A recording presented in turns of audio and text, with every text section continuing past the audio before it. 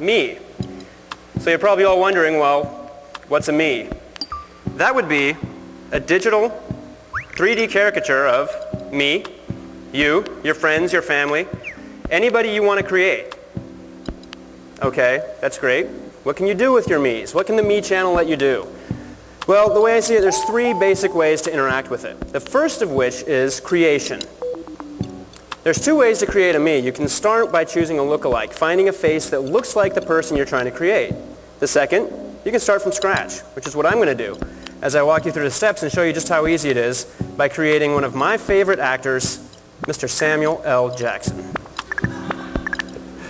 So you start off by choosing a head shape, and I think that for Samuel L., I think this is going to work pretty well here. And then you move on to the hair. Obviously, we've got some different hairstyles here.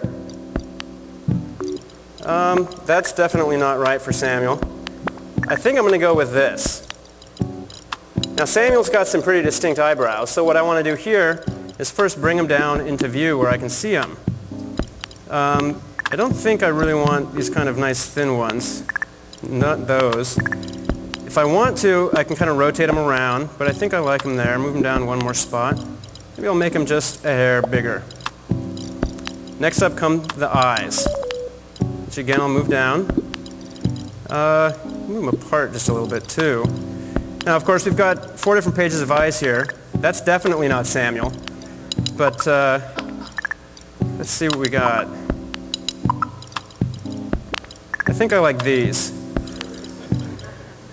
Then comes the nose, which again, shift it down just a hair. There's a few different styles we can choose from. I like that one. Lips. Let's see. I'm going to move that down. No. Actually, I'll stick with that. Maybe shrink it down a little bit. And finally, you know, I'm kind of a big fan of Pulp Fiction, so let's go with the mustache. There's a few different styles we can choose from. I like that one. Lips. Let's see. I'm going to move that down.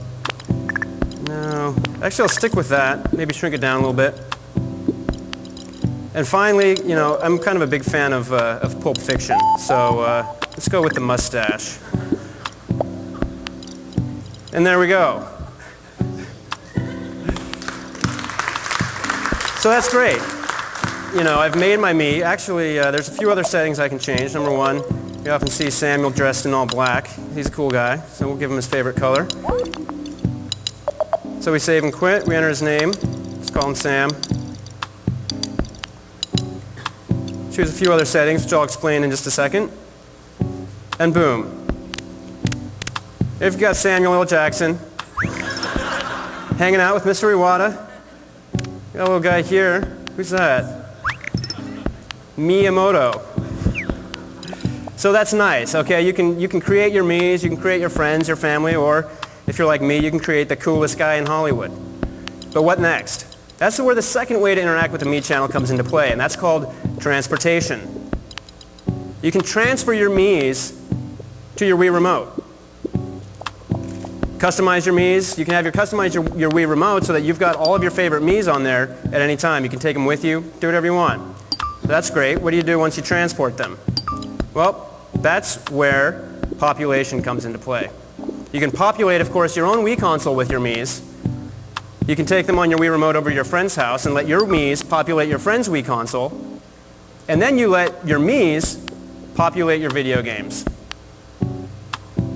Games like Wii Sports, WarioWare, Wii Play, and other Wii software compatible with the Me channel already in development that you'll be seeing.